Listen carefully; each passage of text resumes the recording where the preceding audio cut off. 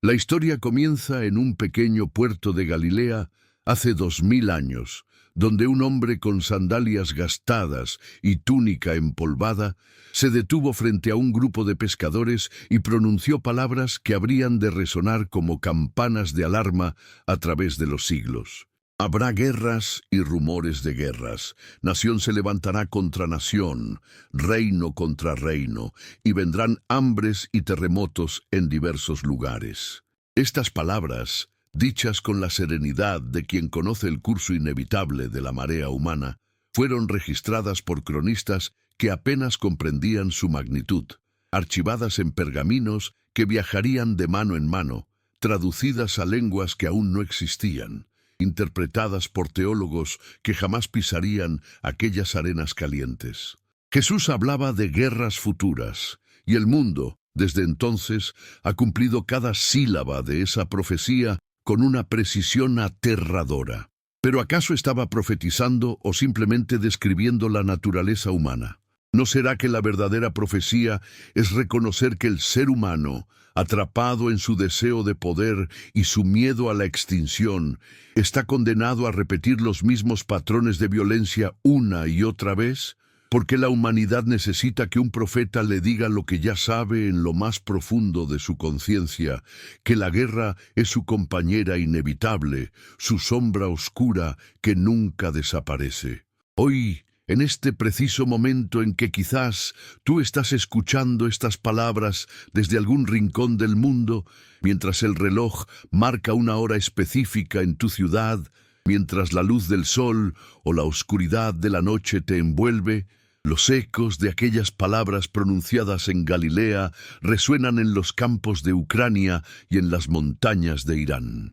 Y aquí surge una invitación que trasciende el mero acto de compartir información. Escribe en los comentarios desde qué país, desde qué ciudad estás siguiendo esta reflexión. ¿Qué hora marca el reloj en tu zona mientras estas palabras llegan a ti? Porque hay algo profundamente conmovedor en saber que personas de todos los rincones del planeta, bajo diferentes cielos, en diferentes momentos del día, están conectadas por las mismas preguntas existenciales. Y si estas palabras han resonado en ti, compártelas con alguien cercano, con ese amigo que también se hace preguntas, con esa persona que merece recibir bendiciones en su familia, porque cuando la verdad se comparte, cuando el pensamiento crítico se propaga, estamos creando cadenas de luz en medio de la oscuridad colectiva que nos amenaza. Las guerras de las que hablaba Jesús no eran fantasías apocalípticas diseñadas para aterrorizar a las masas, sino observaciones precisas sobre la condición humana. ¿No es acaso la guerra el estado natural del hombre, como sugeriría Hobbes siglos después? ¿No estamos constantemente en guerra con nosotros mismos, con nuestros deseos, con nuestros miedos, proyectando esa violencia interna hacia el mundo exterior? Cuando Jesús mencionaba rumores de guerras, estaba señalando algo aún más insidioso que el conflicto mismo. El miedo anticipado, la angustia que surge antes de que el primer misil despegue, la paranoia colectiva que puede ser tan destructiva como las bombas. Y aquí es donde Baruch Spinoza, el hereje de Ámsterdam, el judío excomulgado que se atrevió a pensar lo impensable, entra en escena no como un comentarista distante, sino como un cirujano filosófico dispuesto a abrir las entrañas de la religión para mostrar sus mecanismos ocultos. ¿Por qué Spinoza? Porque fue el primero en sugerir, con una audacia que le costó el ostracismo, que quizás las escrituras no eran dictados divinos, sino construcciones humanas, que quizás los profetas no eran portavoces de Dios, sino hombres excepcionales, que comprendían profundamente la naturaleza humana y social. Spinoza miró las palabras de Jesús sobre las guerras y no vio profecía divina, sino psicología social. No vio revelación sobrenatural, sino observación empírica. ¿Y si Jesús no estaba prediciendo el futuro, sino describiendo el presente perpetuo de la humanidad? ¿Y si la verdadera tragedia no es que las guerras ocurran, sino que los seres humanos necesitan creer que alguien las predijo para darles significado? En su tratado teológico-político, Spinoza diseccionó con precisión quirúrgica cómo las autoridades religiosas han utilizado el miedo al castigo divino y la promesa de recompensas celestiales para controlar a las masas. ¿No es precisamente este mecanismo el que transforma una observación sobre la naturaleza humana en una profecía apocalíptica? ¿No es el miedo lo que mantiene a la gente obediente, esperando que si siguen las reglas correctas, si creen con suficiente fervor, serán salvados de los horrores que inevitablemente vienen? La guerra entre Irán y sus adversarios geopolíticos, el conflicto en Ucrania que ha convertido campos de trigo en cementerios, estas no son anomalías históricas, sino confirmaciones de un patrón que Jesús identificó y Spinoza explicó. ¿Pero qué significa que una profecía se cumpla? ¿Acaso no se cumple porque los creyentes, consciente o inconscientemente, trabajan para hacerla realidad? La profecía autocumplida es uno de los fenómenos más fascinantes y terroríficos de la psicología colectiva. Si suficientes personas creen que habrá guerra, si suficientes líderes invocan textos antiguos para justificar sus agresiones, entonces la guerra se materializa no porque estaba escrita en el destino, sino porque fue escrita en la mente colectiva. Spinoza entendió esto mejor que nadie, que la superstición, cuando se institucionaliza, se convierte en la fuerza más poderosa para moldear la realidad social.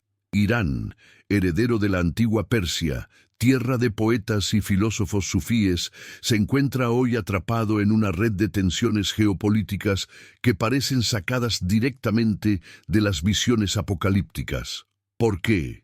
¿Qué cadena de decisiones históricas llevó a que este país, que una vez fue cuna de civilización, se convirtiera en sinónimo de conflicto regional?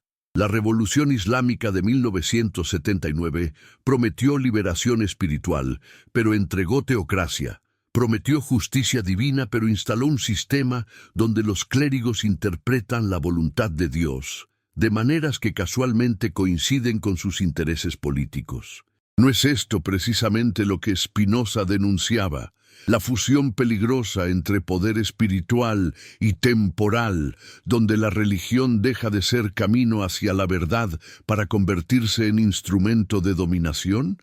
Y cuando miramos a Ucrania, vemos una nación desgarrada entre Oriente y Occidente, entre identidades que se remontan a siglos de historia compleja, bombardeada no solo con misiles, sino con narrativas contradictorias sobre quiénes son realmente, qué les pertenece, qué les fue robado.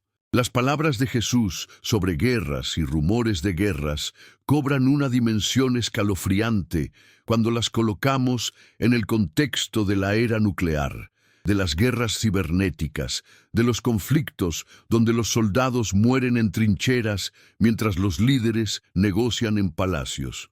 ¿Acaso la naturaleza de la guerra ha cambiado o solo su tecnología? ¿No seguimos matándonos por los mismos motivos que hace 2000 años? Territorio, recursos, diferencias ideológicas que disfrazamos como diferencias de principios. Spinoza argumentaba que la superstición surge del miedo y la esperanza inciertos, y que los gobernantes explotan estos sentimientos para mantener el control. No es exactamente lo que vemos hoy, cuando líderes políticos invocan textos religiosos para justificar invasiones, cuando los mulás en Teherán y los políticos en Moscú y Washington usan el lenguaje de la moralidad para enmascarar ambiciones de poder. Pero hay algo aún más profundo en juego aquí, algo que va más allá de la geopolítica inmediata. La profecía de Jesús sobre las guerras no era solo una advertencia sobre conflictos futuros, sino una descripción del estado ontológico de la humanidad separada de su fuente. ¿Qué significa estar separado de la fuente? En el pensamiento espinosista, Dios no es un ser personal que interviene en los asuntos humanos, sino la naturaleza misma, la sustancia única de la que todo emerge. Estar separado de Dios, entonces, es estar alienado de nuestra propia naturaleza esencial. Es vivir en el error de creer que somos entidades aisladas que deben competir por recursos limitados, en lugar de reconocernos como manifestaciones de una misma realidad fundamental.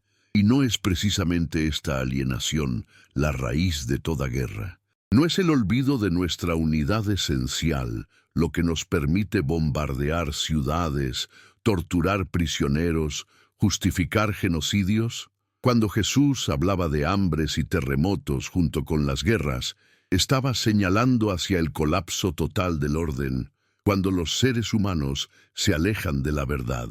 Y aquí la pregunta crucial: ¿qué es la verdad? Para los dogmáticos, la verdad es lo que está escrito en sus textos sagrados, inmutable, eterna, incuestionable. Para Spinoza, la verdad es lo que puede ser conocido a través de la razón clara, lo que es coherente con las leyes naturales, lo que resiste el escrutinio crítico. ¿Por qué estas dos concepciones de verdad entran inevitablemente en conflicto? Porque una exige obediencia ciega y la otra exige pensamiento crítico. Una promete certeza absoluta a cambio de sumisión, la otra ofrece comprensión genuina, pero reconoce los límites del conocimiento humano. ¿Cuál de estas dos aproximaciones a la verdad ha causado más guerras? La respuesta es obvia, pero difícil de aceptar para quienes han invertido sus vidas enteras en la fe dogmática. Las guerras religiosas que han devastado Europa, las cruzadas que convirtieron Jerusalén en un matadero, las inquisiciones que quemaron a pensadores vivos, todo esto no ocurrió porque la gente no tenía fe suficiente, sino porque tenían demasiada certeza. No es la certeza absoluta, la convicción inquebrantable de poseer la verdad única, el ingrediente más peligroso en la receta para el conflicto. Spinoza lo vio claramente. El fanatismo religioso no surge del amor a Dios, sino del miedo a la duda, del terror a que nuestras creencias puedan estar equivocadas. Y cuando ese miedo se institucionaliza, cuando las iglesias y mezquitas y sinagogas se convierten en fortalezas contra el cuestionamiento, entonces la religión deja de ser camino hacia la iluminación para convertirse en prisión del pensamiento. Miremos más de cerca el contexto histórico de las palabras de Jesús. Él vivió en una época de ocupación romana, cuando Judea estaba sometida al poder imperial más brutal de su tiempo.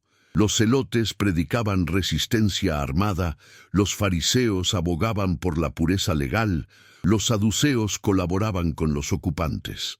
En medio de este caldero político y religioso, Jesús ofreció un mensaje que desafiaba todas las categorías. El reino de Dios no vendría con observancia externa, sino que estaba entre ellos, dentro de ellos. ¿Pero qué significaba esto realmente? ¿Y por qué este mensaje fue tan peligroso que requirió su eliminación? Aquí Spinoza ofrece una interpretación iluminadora. Jesús no estaba estableciendo una nueva religión, sino señalando hacia una forma de vida basada en el amor y la razón, liberada de las supersticiones que mantenían a la gente esclavizada al miedo. Sin embargo, lo que vino después de Jesús fue precisamente lo que él había criticado: la institucionalización del mensaje, la creación de jerarquías eclesiásticas, la codificación de dogmas, la transformación de un camino espiritual en un sistema de control social. ¿No es irónico que las palabras de alguien que desafió el poder religioso de su tiempo se convirtieran en la base del poder religioso más grande de la historia occidental? ¿No es esta la suprema traición? Convertir la liberación en nueva forma de esclavitud. Pablo, Agustín, Tomás de Aquino, Lutero, cada uno añadió capas de interpretación, cada uno construyó sistemas teológicos que, aunque brillantes en su lógica interna, se alejaban cada vez más de la simplicidad radical del mensaje original. Y cuando estos sistemas se fusionaron con el poder político, cuando emperadores y papas se aliaron, entonces nació la cristiandad como institución, tan diferente del cristianismo como enseñanza que apenas se reconocían mutuamente. Spinoza miró este proceso histórico y lo llamó por su nombre, corrupción espiritual.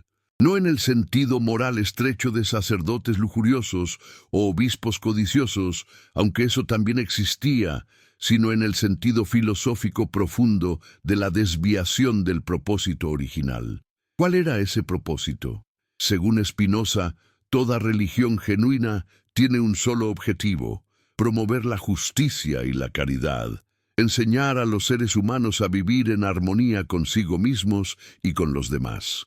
Todo lo demás, todos los rituales elaborados, todas las doctrinas complejas, todas las amenazas de castigo eterno, son superestructuras añadidas por aquellos que buscan poder. No, ¿verdad? ¿Por qué necesitamos rituales complejos? ¿Por qué necesitamos intermediarios entre nosotros y lo divino? ¿No son estas necesidades fabricadas para crear y mantener una clase sacerdotal que vive del trabajo de los creyentes?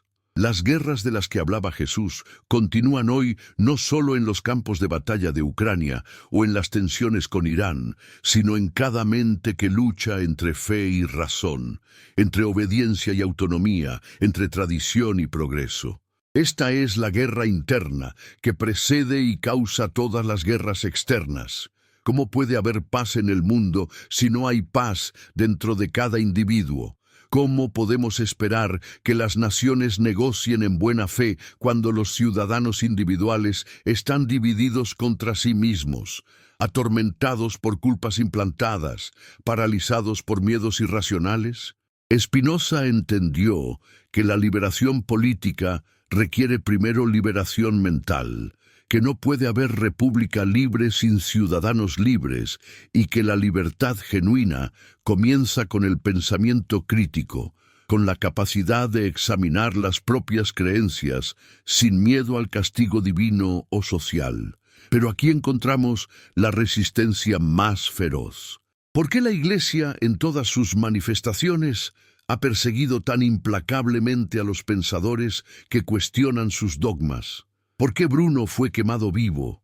¿Por qué Galileo fue forzado a retractarse? ¿Por qué Spinoza fue excomulgado con una maldición tan violenta que sus palabras aún estremecen? Porque el cuestionamiento es más peligroso para las instituciones religiosas que la herejía declarada. Un hereje que afirma una doctrina alternativa puede ser debatido, refutado, contenido dentro del marco teológico. Pero alguien que cuestiona el marco mismo, que pregunta si acaso Dios habla a través de textos o si los textos son construcciones humanas, está socavando los fundamentos mismos del poder eclesiástico. ¿Y qué queda de la autoridad papal si la Biblia no es la palabra infalible de Dios? ¿Qué queda de las leyes rabínicas si la Torá fue escrita por hombres y no dictada en el Sinaí? ¿Qué queda de la Sharia si el Corán es un producto de su contexto histórico? Estas preguntas no son mera especulación académica, son dinamita espiritual, y Spinoza lo sabía. Por eso escribió el Tratado Teológico Político no como ejercicio intelectual, sino como necesidad urgente, como respuesta a las guerras religiosas que habían devastado Europa, como advertencia contra la fusión peligrosa de religión y política que veía a su alrededor en la República Holandesa, supuestamente tolerante, pero constantemente amenazada por fuerzas teocráticas. No estamos viendo hoy el mismo patrón repetirse. No vemos cómo en Irán la religión se ha fusionado completamente con el Estado, creando un sistema donde cuestionar las decisiones políticas es cuestionar la voluntad de Dios. ¿No vemos cómo en Rusia la ortodoxia se ha convertido en instrumento de legitimación del poder temporal, bendiciendo invasiones con agua bendita. Y Ucrania, atrapada en medio, representa algo más que un conflicto territorial. Representa la lucha entre diferentes visiones de lo que significa ser humano en el siglo XXI. Somos sujetos de imperios, definidos por nuestra pertenencia a bloques geopolíticos y tradiciones religiosas, o somos individuos libres con derecho a autodeterminación, capaces de pensar por nosotros mismos y decidir nuestro propio destino. Esta pregunta, formulada hace casi 4 siglos por Spinoza, sigue siendo la pregunta central de nuestro tiempo. Y las respuestas que demos determinarán si las guerras de las que habló Jesús continuarán indefinidamente o si finalmente podemos trascender este patrón destructivo. La profundidad del problema se revela cuando entendemos que la guerra no es simplemente violencia organizada, sino el fracaso colectivo de la imaginación moral. ¿Por qué no podemos imaginar soluciones que no involucren matar al otro? ¿Por qué nuestras mentes saltan tan rápidamente a escenarios de confrontación total? Spinoza diría que es porque vivimos dominados por pasiones inadecuadas, por miedos y odios que surgen de nuestra imaginación distorsionada en lugar de nuestro entendimiento claro. Cuando vemos al otro como amenaza existencial, cuando proyectamos en él todos nuestros miedos reprimidos, entonces la violencia parece no solo justificada, sino necesaria. Pero ¿qué pasaría si pudiéramos ver al supuesto enemigo como otra manifestación de la misma sustancia infinita de la que todos emergemos? ¿Qué pasaría si pudiéramos reconocer que destruir al otro es destruirnos a nosotros mismos? Estas no son fantasías utópicas, sino posibilidades reales que Spinoza exploró con rigor filosófico. En su Ética, demostró geométricamente que el odio nunca puede ser bueno, que solo el amor y el entendimiento conducen a la verdadera felicidad, que la venganza y la retribución perpetúan el ciclo de sufrimiento en lugar de romperlo. Pero ¿cómo aplicar esta sabiduría en un mundo donde Irán desarrolla capacidades nucleares mientras es rodeado por potencias hostiles? ¿Cómo aplicarla cuando tanques rusos arrasan pueblos ucranianos? ¿No es este el dilema trágico, que la filosofía más elevada parece impotente frente a la realidad más brutal? Sin embargo, aquí es donde la visión de Spinoza se vuelve más relevante que nunca. Él no proponía pacifismo ingenuo, sino transformación radical de la conciencia. No negaba la existencia del mal, sino que lo redefinía como ignorancia, como falta de comprensión adecuada. ¿Y si las guerras continúan porque seguimos malinterpretando su naturaleza? ¿Y si las tratamos como conflictos entre bien y mal absolutos, cuando en realidad son conflictos entre diferentes conjuntos de pasiones inadecuadas? Esto no significa que todas las posiciones son moralmente equivalentes, sino que comprender las causas profundas del conflicto requiere ir más allá de las narrativas simplistas de buenos contra malos. Jesús habló de guerras y rumores de guerras en el contexto de un discurso escatológico más amplio sobre el fin de los tiempos. Pero ¿qué significa realmente el fin de los tiempos? Para los fundamentalistas, significa destrucción literal del mundo y segunda venida de Cristo. Para Spinoza, podría significar el fin de una forma particular de conciencia humana, el colapso de sistemas de creencias que ya no sirven, la muerte necesaria de viejos paradigmas para que nazcan nuevos. Estamos viviendo el fin de los tiempos en este sentido. No vemos por todas partes señales de que los viejos órdenes están cayendo, que las certezas tradicionales se desmoronan, que las instituciones que dominaron durante siglos están perdiendo legitimidad. Y en medio de este colapso, ¿qué emerge? ¿Caos destructivo o posibilidad creativa? La crisis en Ucrania y las tensiones con Irán son síntomas de una transformación global más profunda. El orden mundial establecido después de la Segunda Guerra Mundial, basado en la hegemonía estadounidense y la división ideológica entre capitalismo y comunismo, se está disolviendo. Nuevos poderes emergen, Viejas potencias se resisten a perder relevancia.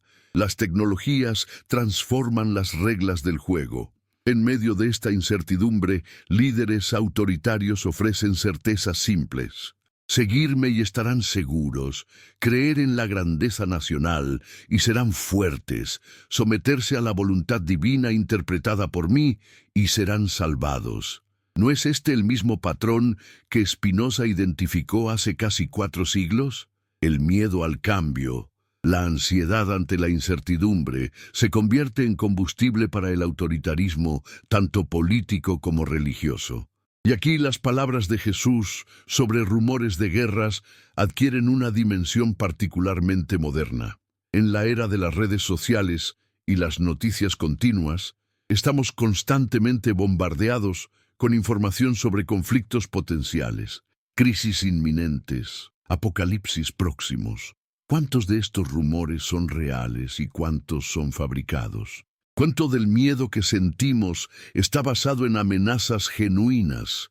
¿Y cuánto es producto de la manipulación deliberada por parte de actores que se benefician de nuestra ansiedad?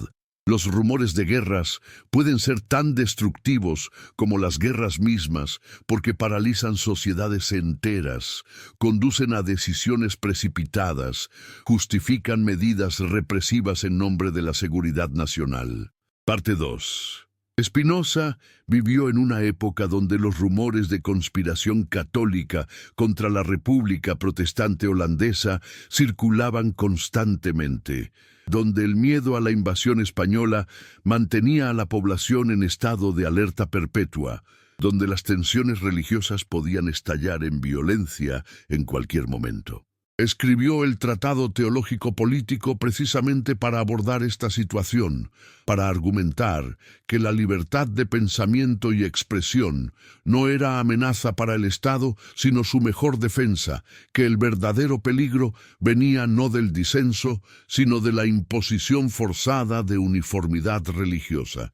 ¿Por qué este argumento fue tan revolucionario?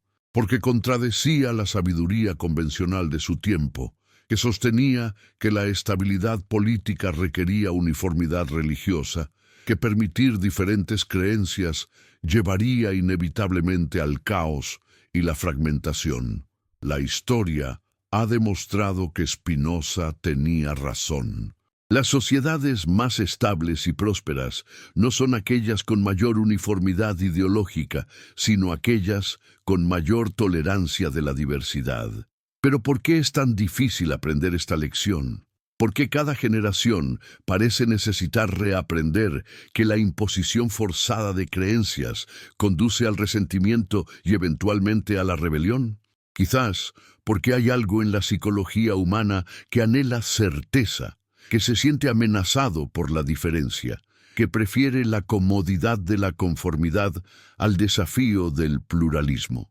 Y los líderes, tanto religiosos como políticos, explotan este anhelo, prometiendo restaurar un pasado idealizado donde supuestamente todos compartían las mismas creencias y valores. Miremos cómo esto se manifiesta en el contexto actual. En Irán, el régimen teocrático promete pureza islámica como solución a todos los problemas, mientras reprime brutalmente cualquier desviación de su interpretación particular del Islam. Pero ¿qué tipo de Islam es este que requiere policía moral para imponer códigos de vestimenta? ¿Qué tipo de fe es esta que necesita prisiones para los disidentes? Si el Islam es realmente la verdad absoluta, no debería ser capaz de sostenerse por su propio peso, de convencer a través de la razón y el ejemplo en lugar de la coerción. Estas preguntas no son ataques contra el Islam, sino aplicaciones del principio espinosista. Cualquier sistema de creencias que requiere violencia para mantenerse ha perdido su legitimidad moral y espiritual. Lo mismo aplica para la ortodoxia rusa, que bendice la invasión de Ucrania como guerra santa contra el occidente decadente. ¿Qué cristianismo es este que justifica bombardear hospitales y escuelas? ¿Qué seguimiento de Cristo es este que celebra la anexión territorial por la fuerza? Jesús dijo que su reino no era de este mundo, Pero las iglesias ortodoxas en Moscú parecen muy interesadas en los reinos terrenales, en bendecir expansiones imperiales, en santificar ambiciones geopolíticas. ¿No es esto precisamente la fusión peligrosa de religión y política que Spinoza denunciaba? ¿No estamos viendo cómo la fe genuina se corrompe cuando se convierte en instrumento de poder estatal? Y en Occidente, donde presumimos de separación entre Iglesia y Estado, ¿no vemos nuestras propias versiones de esta corrupción? ¿No vemos cómo políticos invocan a Dios para justificar políticas económicas que benefician a los ricos mientras empobrecen a las masas? ¿No vemos cómo el Evangelio de la prosperidad transforma el mensaje de Jesús sobre los pobres, siendo bendecidos en una teología que celebra la riqueza como señal de favor divino? ¿No es esto también traición del mensaje original, corrupción de la enseñanza espiritual para servir intereses materiales? Spinoza argumentaba que la verdadera religión se mide por sus frutos, justicia y caridad. Todo lo demás es superstición. Por este estándar, ¿cuánta de la religión institucionalizada actual pasa la prueba? ¿Cuántas iglesias están realmente promoviendo justicia y caridad en lugar de preservar su propio poder e influencia? ¿Cuántos líderes religiosos viven según los principios que predican en lugar de acumular riquezas mientras sus congregaciones sufren? Estas preguntas no son cómodas, pero son necesarias si queremos entender por qué las guerras de las que habló Jesús continúan sin cesar. La conexión entre religión corrupta y guerra perpetua es más profunda de lo que parece superficialmente. Cuando la religión se convierte en ideología de poder en lugar de camino de transformación, cuando promete recompensas celestiales para soldados que mueren en batalla santa, cuando santifica la violencia contra los infieles o herejes, entonces se convierte en el combustible más potente para el conflicto. ¿Por qué? Porque añade certeza absoluta a la brutalidad ordinaria, porque transforma el asesinato en acto sagrado, porque promete que Dios está de nuestro lado. Y cuando ambos lados de un conflicto creen que Dios está con ellos, cuando ambos invocan textos sagrados para justificar sus acciones, entonces el compromiso se vuelve imposible porque nadie puede negociar con la voluntad divina. Spinoza vio esto claramente en las guerras religiosas de su época y propuso una solución radical: separar completamente la fe personal de la política pública, reconocer que las creencias religiosas son asuntos privados que no deberían tener poder coercitivo sobre otros, que el Estado debería ser neutral respecto a las disputas teológicas. ¿Pero es esto realmente posible? ¿Puede la religión ser privatizada cuando toca las preguntas más fundamentales sobre el significado y propósito de la vida? ¿No está la religión necesariamente implicada en cómo vivimos en comunidad, en qué tipo de sociedad construimos, en qué valores priorizamos? Aquí llegamos al núcleo del conflicto entre fe y razón que Spinoza exploró tan profundamente. La fe, al menos en su forma dogmática, afirma verdades que están más allá de la razón, que no pueden ser cuestionadas ni examinadas críticamente. La razón, por contraste, insiste en que todas las afirmaciones deben ser sometidas a escrutinio, que nada está exento de cuestionamiento. ¿Pueden estos dos modos de conocer coexistir pacíficamente? La historia sugiere que no, que inevitablemente entran en conflicto, que la fe dogmática siente a la razón crítica como amenaza existencial. ¿Pero tiene que ser así? ¿No puede existir una fe que abrace la razón, que vea el cuestionamiento no como enemigo sino como método de profundización? Esto es precisamente lo que Spinoza propuso con su concepto del tercer tipo de conocimiento, la ciencia intuitiva, que trasciende tanto el conocimiento sensorial como el razonamiento discursivo para alcanzar comprensión directa de la naturaleza de Dios, naturaleza. Pero ¿cómo llegar a este conocimiento intuitivo? no a través de revelación externa ni de fe ciega, sino a través de purificación del entendimiento, de liberación de prejuicios y pasiones que distorsionan la percepción. ¿No es esto una forma de práctica espiritual tan rigurosa como cualquier ascetismo religioso? ¿No requiere disciplina, dedicación, transformación radical del ser? La diferencia es que esta práctica no requiere someterse a autoridades externas ni aceptar dogmas sin cuestionar, sino que confía en la capacidad del intelecto humano para alcanzar verdad a través de métodos rigurosos. Las palabras de Jesús sobre guerras y rumores de guerras pueden ser entendidas en múltiples niveles. En el nivel literal, son predicción de conflictos futuros. En el nivel alegórico, son descripción de la lucha espiritual interna. En el nivel moral, son advertencias sobre las consecuencias de alejarse de principios éticos. En el nivel anagógico, son revelación sobre la naturaleza última de la realidad. ¿Cuál de estas interpretaciones es la correcta? Spinoza diría que la pregunta misma está mal planteada, que no se trata de encontrar una interpretación correcta, sino de entender qué función cumplían estas palabras en su contexto original y qué función pueden cumplir en el nuestro. Jesús hablaba a una audiencia que vivía bajo ocupación romana, que esperaba liberación política inmediata, que anhelaba un Mesías que los libertara de la opresión. Sus palabras sobre guerras futuras podían ser entendidas como advertencia de que la liberación no vendría sin sufrimiento, que el camino hacia el reino era tortuoso y doloroso. Pero anticipó que sus palabras serían canonizadas, dogmatizadas, convertidas en profecías apocalípticas que se utilizarían para aterrorizar a generaciones. Probablemente no. Anticipó que sus seguidores crearían una institución que rivalizaría en poder con el mismo imperio romano. Probablemente no. Esto es lo que Spinoza llamaba la ironía de la historia religiosa. Los profetas predican liberación y sus seguidores construyen nuevas prisiones. Pero aquí surge una pregunta más profunda. ¿Qué significa realmente la liberación? Para los revolucionarios políticos, significa derrocar al opresor y establecer nuevo orden. Para los místicos religiosos, significa trascender el mundo material y alcanzar unión con lo divino. Para Spinoza, significa algo diferente. Liberación es entender las causas que nos determinan, reconocer nuestra posición en la cadena infinita de causación, y dentro de ese entendimiento encontrar la libertad que no consiste en libre albedrío metafísico, sino en autodeterminación racional. ¿Es esta una libertad menor que la prometida por las religiones? ¿O es una libertad más genuina porque no requiere ilusiones consoladoras?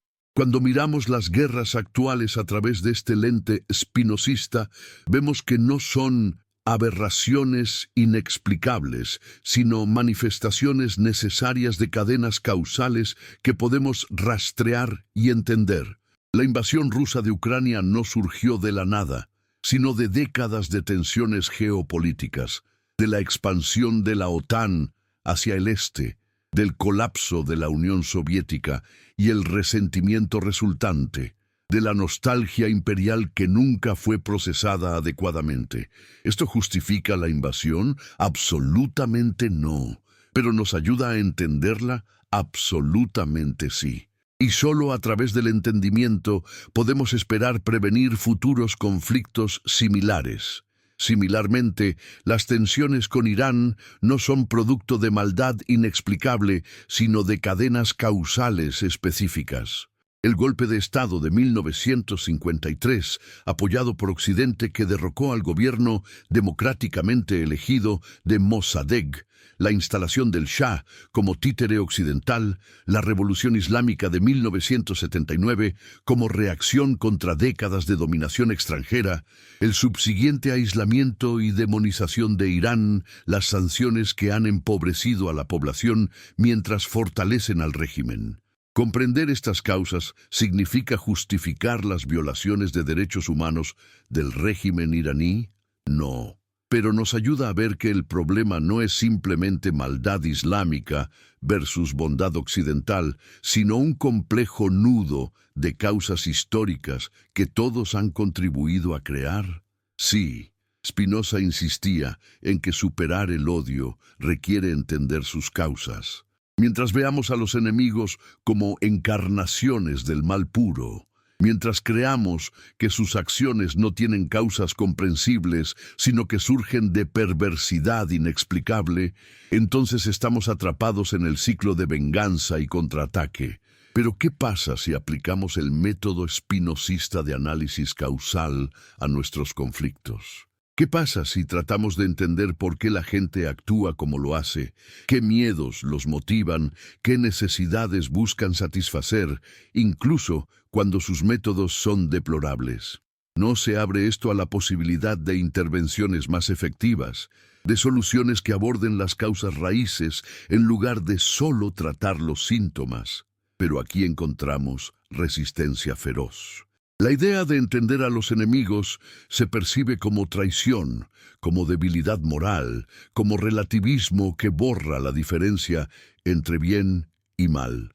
Y no hay algo de verdad en esta preocupación. No existe el peligro de que el análisis causal se convierta en excusa, que la comprensión se deslice hacia la justificación. Spinoza estaría de acuerdo en que existe este peligro, pero argumentaría que la alternativa, la demonización del enemigo, es aún más peligrosa porque hace imposible cualquier resolución que no sea destrucción total. Y en la era nuclear, cuando la destrucción total significa aniquilación mutua asegurada, no podemos permitirnos este lujo. Las palabras de Jesús sobre guerras y rumores de guerras nos confrontan con una elección fundamental. Podemos verlas como profecía fatalista que confirma que la humanidad está condenada a repetir ciclos de violencia hasta el fin de los tiempos. O podemos verlas como diagnóstico que nos desafía a trascender estos patrones. ¿Cuál interpretación elegimos? ¿Y qué dice nuestra elección sobre nuestra comprensión de la naturaleza humana y nuestras posibilidades de transformación? Si creemos que la guerra es inevitable, entonces nuestras acciones reflejarán esa creencia y la profecía se autocumplirá. Si creemos que otro mundo es posible, entonces podemos trabajar hacia él, aunque el camino sea difícil y el éxito incierto. Spinoza fue excepcionalmente claro sobre esto. El determinismo no es fatalismo. El hecho de que nuestras acciones estén causalmente determinadas no significa que no importen o que no podamos cambiar el curso de la historia. Significa que debemos entender las causas que nos determinan para poder actuar más efectivamente dentro de la red de causación. ¿Un individuo puede cambiar el curso de la historia? Spinoza diría que depende de cuánto poder tiene ese individuo, de qué posición ocupa en la red causal, de qué alianzas puede formar. Ningún individuo actúa solo, sino siempre en relación con multitudes de otros agentes, humanos y no humanos, conscientes e inconscientes. Esto nos lleva a preguntar, ¿qué papel juegan las masas en las guerras? Jesús hablaba a las masas, los líderes las movilizan, pero ¿tienen las masas agencia real o son simplemente instrumentos manipulados por élites? Spinoza tenía una visión compleja de esto. Por un lado, reconocía que las masas son fácilmente manipuladas a través del miedo y la esperanza, que la superstición las mantiene en estado de servidumbre voluntaria. Por otro lado, también reconocía que las masas tienen un poder latente enorme que puede ser activado bajo ciertas condiciones, que las revoluciones ocurren cuando suficientes individuos se liberan simultáneamente de sus ilusiones y actúan en concierto. ¿Qué pasaría si suficientes personas en Irán, Rusia, Ucrania, Estados Unidos y todas partes se negaran a participar en las guerras que sus líderes les ordenan pelear? ¿Qué pasaría si soldados de ambos lados reconocieran que tienen más en común entre sí que con los líderes que los envían a matarse mutuamente? Esta no es fantasía utópica, sino que ha ocurrido históricamente. El motín ruso de 1917, el movimiento antiguerra durante Vietnam, las revoluciones de colores que han derrocado dictadores sin violencia masiva. Pero ¿por qué estos movimientos son la excepción y no la regla? ¿Por qué la mayoría de las veces las masas obedecen? Marchan hacia la muerte cuando se les ordena, aceptan sacrificios enormes sin rebelarse. Spinoza diría que es porque la educación mantiene a las masas en ignorancia, porque la religión las adoctrina desde la infancia con obediencia a la autoridad, porque el sistema de recompensas y castigos las condiciona a conformarse. Pero puede romperse este condicionamiento, puede la educación genuina liberar en lugar de esclavizar, puede la religión transformarse de instrumento de control en camino de liberación. Estas son las preguntas que Spinoza exploró en el Tratado Teológico Político, y las respuestas que ofreció fueron tan radicales que sus contemporáneos las consideraron peligrosamente subversivas. La idea central era esta: la libertad de pensamiento y expresión no es lujo que las sociedades pueden permitirse en tiempos de paz, pero deben suspender en tiempos de crisis, sino la condición necesaria para la salud de cualquier república. ¿Por qué? Porque sin libertad de pensamiento, los errores no pueden ser corregidos. Los abusos de poder no pueden ser expuestos. Las alternativas no pueden ser imaginadas.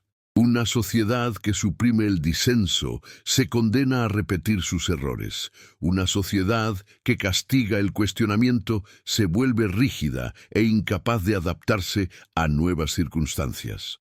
Parte 3.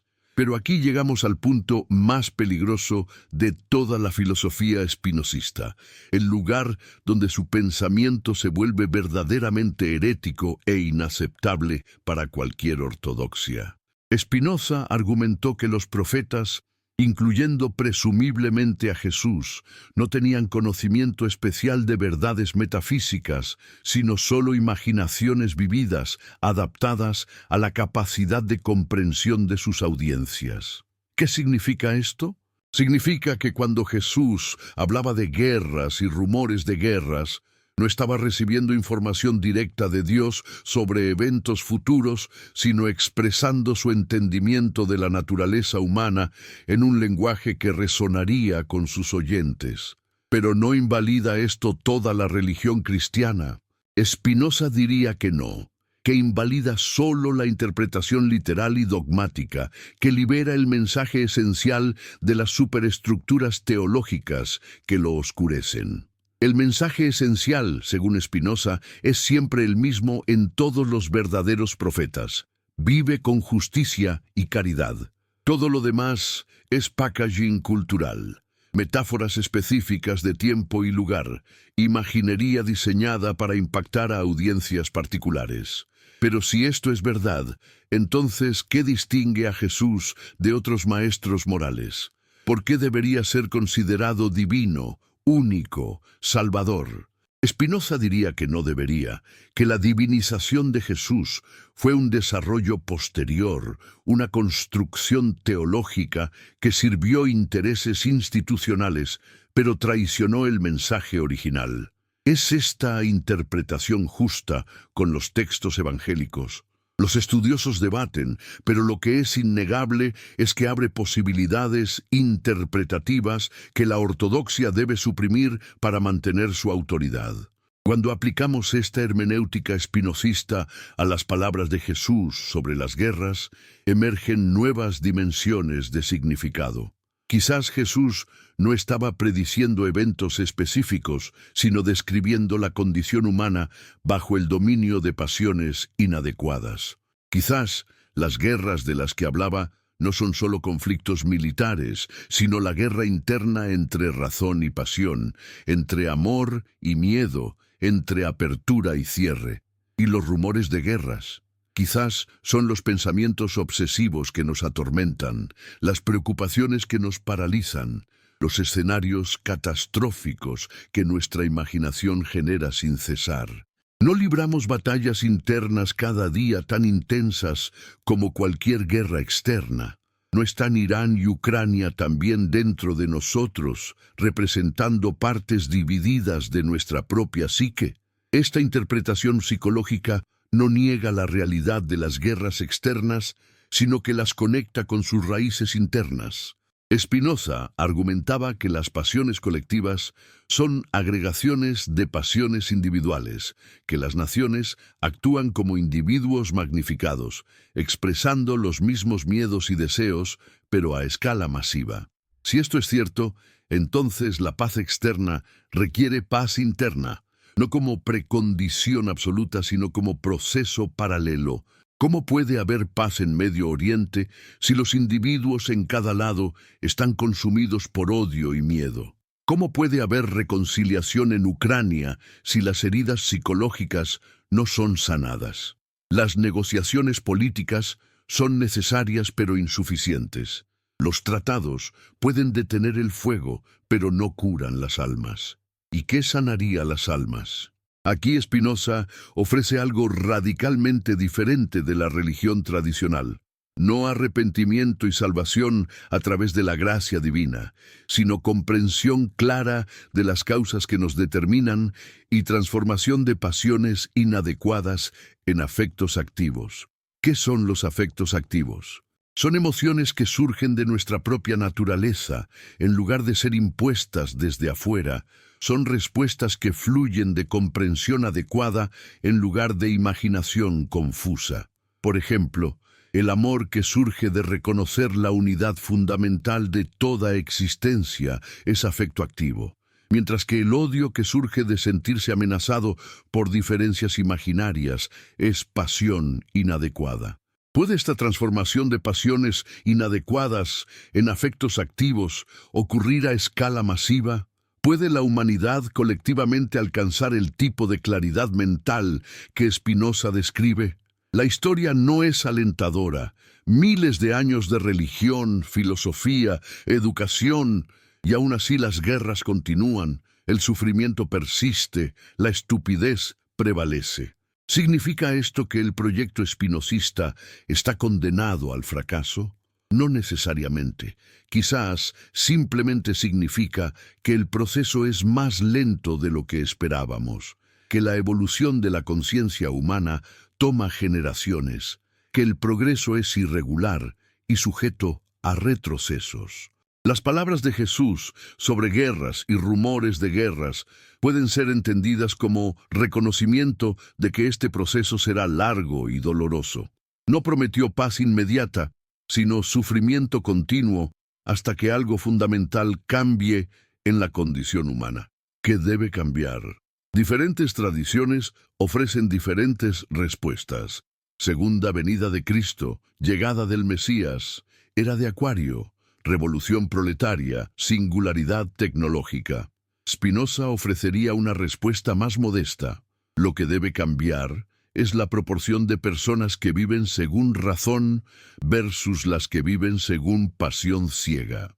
No se necesita que todos alcancen iluminación perfecta, solo que suficientes alcancen suficiente claridad para formar una masa crítica que puede influir la dirección de la sociedad. Estamos más cerca de ese punto hoy que hace 2000 años cuando Jesús pronunció sus palabras. Es difícil decir. Por un lado, la educación se ha expandido enormemente. La ciencia ha revelado verdades sobre la naturaleza que los antiguos solo podían soñar. La comunicación global permite intercambio de ideas a velocidad sin precedentes. Por otro lado, las herramientas de manipulación también se han sofisticado. Las supersticiones han encontrado nuevas formas de expresión. Las pasiones destructivas tienen acceso a armas de poder inimaginable. ¿El balance neto es positivo o negativo? Depende de qué indicadores miramos y qué escala temporal consideramos. Pero aquí está lo crucial. Independientemente de si estamos progresando colectivamente, cada individuo enfrenta la misma elección que enfrentaban los contemporáneos de Jesús y los de Spinoza. Vivir según imaginación o según razón, dejarse llevar por pasiones o cultivar afectos activos, permanecer en servidumbre o buscar liberación. Esta elección no se hace una vez, sino constantemente, en cada momento, en cada decisión. Y las consecuencias acumulativas de estas elecciones individuales determinan el curso de la historia colectiva. Cuando miramos Irán y Ucrania hoy, cuando vemos el sufrimiento, la destrucción, las vidas arruinadas, podemos reaccionar de dos maneras. Podemos caer en desesperanza concluyendo que la naturaleza humana es irredimiblemente corrupta y que las guerras nunca terminarán.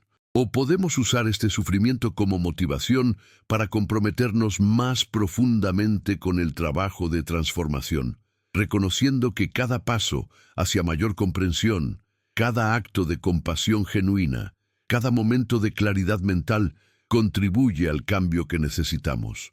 ¿Cuál reacción elegimos? ¿Y qué dice esa elección sobre nuestra comprensión de la fe y la razón?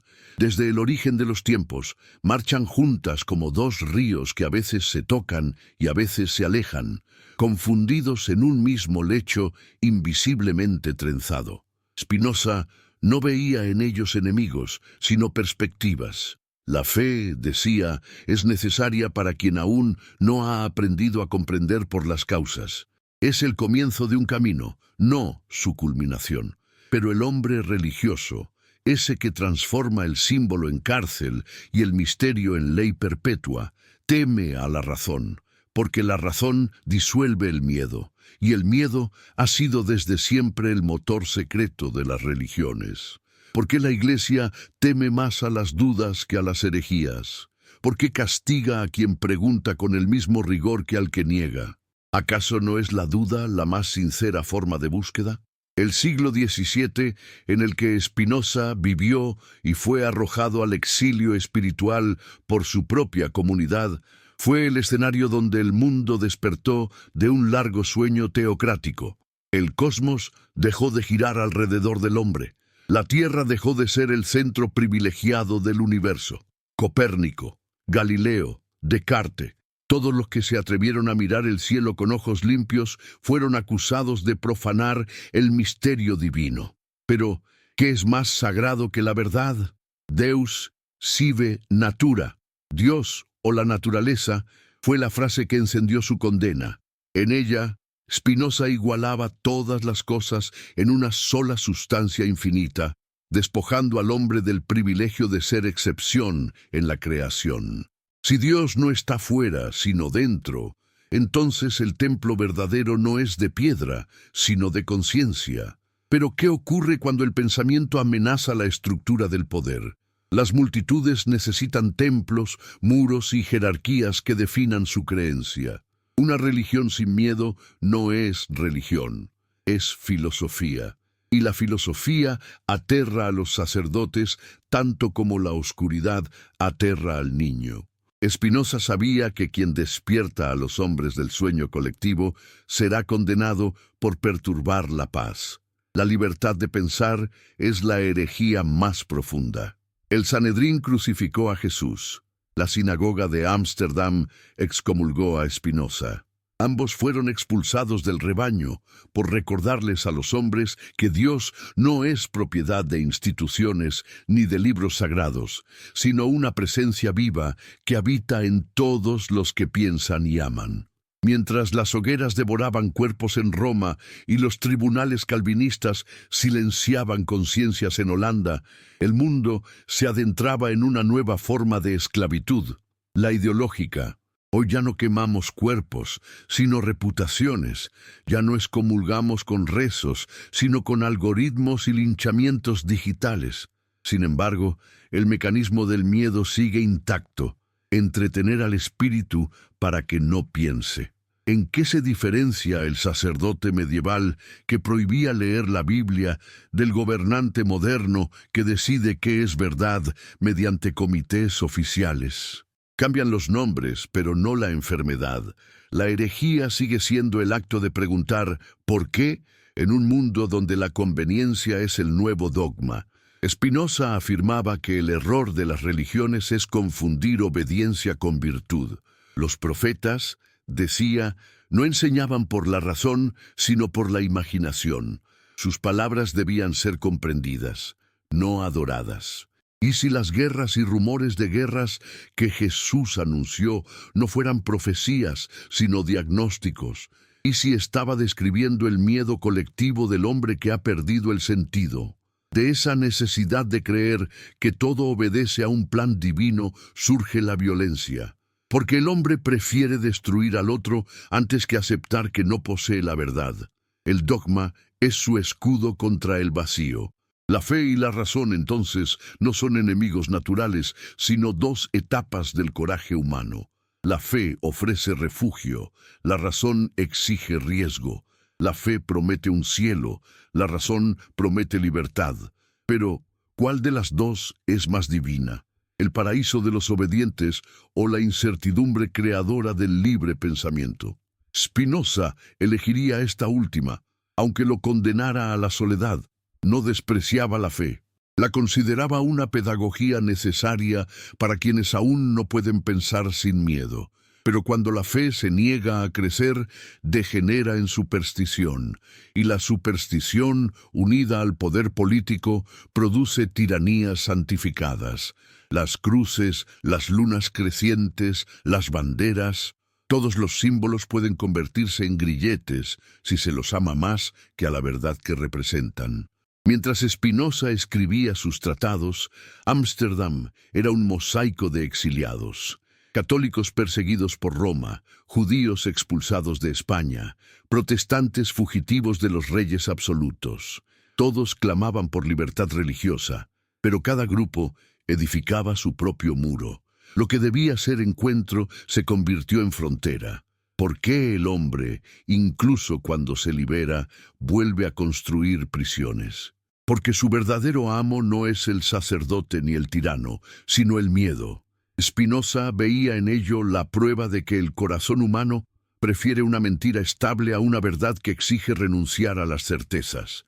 Siglos después, el drama se repite con matices distintos. Irán, cuna de místicos y poetas, se transformó en fortaleza teocrática. Su fe, que una vez inspiró visiones universales, hoy se utiliza como arma de control. Cuando la religión y el Estado son lo mismo, ningún pensamiento puede ser libre. Del otro lado, Occidente se arrodilla ante nuevos dioses, el dinero, el mercado, la tecnología. Los rascacielos hacen lo que antes hacían las catedrales, prometen inmortalidad a quienes se sacrifiquen en el altar del éxito. Cambian los ídolos, no el mecanismo de adoración, pero la verdad no puede ser propiedad de nadie. Es como un río subterráneo, puede ser desviado o contaminado, pero nunca extinguido. Spinoza veía en ella una fuerza activa del propio universo, no una opinión, sino el modo mismo en que la realidad respira. Por eso escribió que la mente humana es una parte del intelecto infinito de Dios. Comprender es participar en la divinidad. ¿Y qué pecado es más grave que rehusarse a comprender? Así reinterpretó Spinoza la figura de Jesús. No lo vio como un Dios disfrazado de hombre, sino como un hombre que comprendió la divinidad de todas las cosas. Jesús hablaba en parábolas porque sabía que la verdad directa ciega al ignorante. Sus palabras sobre guerras y catástrofes no eran predicciones sobrenaturales, sino advertencias morales. Veía que la humanidad, gobernada por la pasión y el miedo, inevitablemente convertiría su ansiedad en arma. Y cuando los creyentes tomaron esas palabras como anuncio del fin del mundo, cumplieron la profecía que nunca debió cumplirse. Creer que la guerra es inevitable es ya empezar a prepararla. Spinoza desmonta este círculo de hierro. Si el mal es destino, el hombre deja de ser responsable. Para él, la libertad comienza cuando comprendemos las causas del mal y actuamos según la razón. La guerra, decía, es error de percepción, un delirio colectivo donde cada nación proyecta su miedo sobre la figura del enemigo. Ningún sabio odia, solo lamenta. Pero ¿cómo aplicar esa compasión en un mundo acostumbrado al rencor? ¿Cómo transformar la piedad en fuerza política? Tal vez esa sea la tarea pendiente de nuestro siglo, hacer del conocimiento moral una forma de resistencia. Hoy, cuando las guerras son digitales y los templos están hechos de pantallas, las viejas tensiones entre fe y razón adoptan rostros nuevos. La ciencia, convertida en dogma, desprecia la dimensión espiritual del ser.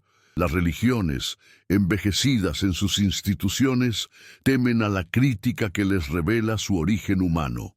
Ambas olvidan lo esencial, que todo conocimiento verdadero es, en el fondo, devoción. Spinoza, con su serenidad geométrica, proponía reconciliarlas en un solo movimiento. Pensar es orar, comprender es amar, descubrir la ley natural es contemplar el rostro de Dios. Por eso su pensamiento sigue siendo tan incómodo como el del Galileo crucificado. Ambos liberaron a los hombres de la intermediación. Ambos enseñaron que el templo no está fuera, sino dentro. Y por eso ambos fueron expulsados de las estructuras que decían servir a la verdad. Porque un hombre que piensa sin permiso es un hombre que no se arrodilla. La libertad espiritual es la rebelión más temida. No destruye ciudades, destruye cadenas, no necesita ejércitos, solo necesita conciencia. Los poderes del mundo sobreviven gracias al miedo. El pecado es su invención favorita, pues justifica la dependencia. Sin culpa, el hombre sería ingobernable. Por eso las religiones necesitan el castigo eterno, para mantener la maquinaria de la obediencia. Pero Spinoza disuelve este mito. En su universo no hay cielo ni infierno, solo consecuencias naturales. El bien y el mal no son órdenes divinas, sino efectos de nuestra comprensión o ignorancia. Esta fue su auténtica blasfemia: suprimir el tribunal cósmico, abolir la frontera moral que separa a los salvados de los condenados. ¿Qué queda entonces? Queda la responsabilidad adulta de vivir conforme a la razón, no por miedo, sino por amor al orden del mundo. Ahí, en esa coincidencia entre la ética de Spinoza y el mensaje más puro de Jesús, nace la convergencia de dos caminos. Ambos prometen libertad, pero no la libertad infantil que espera milagros, sino la madurez que acepta la necesidad. Jesús llamaba a eso el reino de Dios. Spinoza, la libertad racional. Ambos sabían que la consecuencia natural de esa libertad es la soledad. Los que viven según razón siempre serán herejes ante los que viven según pasiones. Porque el sabio no busca aprobación ni recompensa, busca coherencia con la verdad. Y ese es el fuego que lo aísla. El mundo moderno, revestido de avances, continúa reproduciendo las guerras que Jesús anunció y que Spinoza explicó. La lucha ya no es solo por territorios, sino por sentidos. ¿Qué significa hoy ser herético? ¿Negar lo sagrado o negar lo artificial? Es hereje quien duda del progreso, quien sospecha de la inteligencia de las máquinas, quien rehúsa creer que la moral se programa en código binario. Tal vez la nueva religión sea la de los datos y los algoritmos, y sin embargo el misterio persiste, la conciencia no se calcula.